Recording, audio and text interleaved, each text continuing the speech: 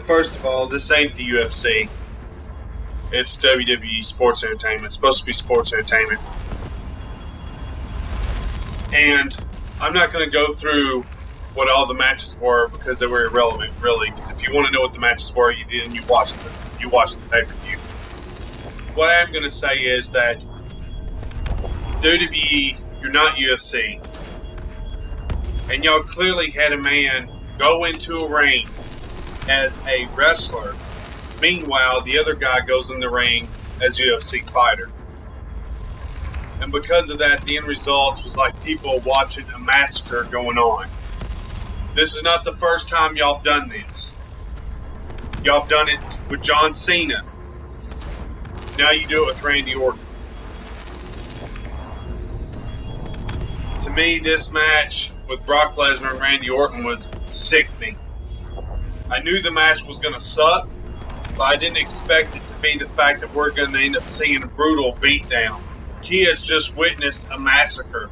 Kids just witnessed a live beatdown on what it's like when somebody gets beat down, when somebody gets told to go into a match or go into something that they had no clue what they were getting into. And clearly, WWE did not care what was going to happen to Randy Orton, because if they did, they wouldn't have done that.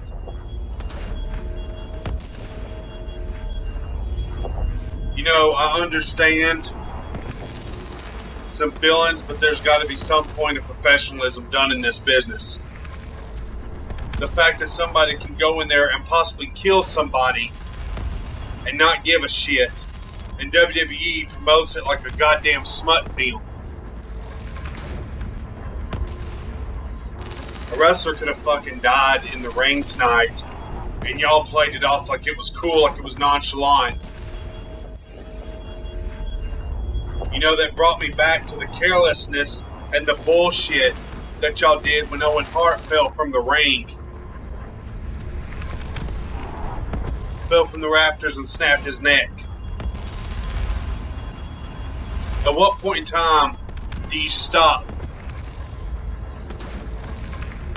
What point in time do you stop and say to yourself, maybe we've gone a little bit too far?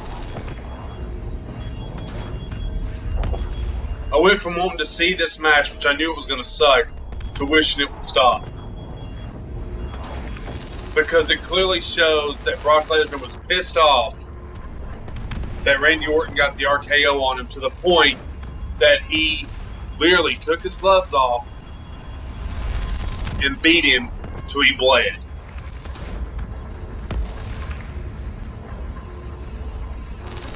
And so they didn't cause a scene. None of the cops came in the ring, nothing like that.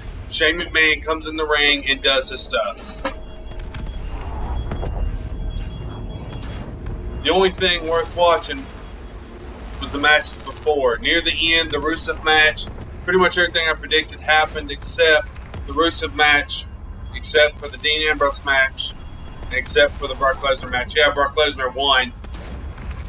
But how are they going to say Randy Orton won? This ain't the UFC. He was bleeding and stuff. They had to stop the match and have a clear winner.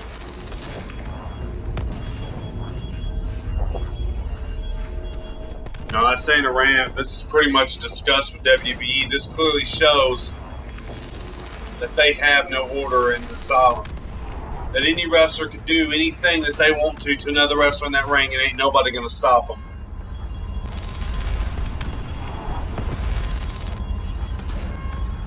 That wasn't fair. This was supposed to be Randy Orton's comeback match. Y'all sit there and let him come in to be a slaughterhouse, to a prize fighter, to a guy that's not even legitimately there long term. How many matches is he going to wrestle after Raw? Probably none. Brock Lesnar is not going to be wrestling many matches. He only does pay-per-views. But you took out the one guy that would actually be showing up to every house show. This goes to show that wrestler and people are expendable when it comes to money. I'm a fan of wrestling, but I'm not a fan of what I just saw.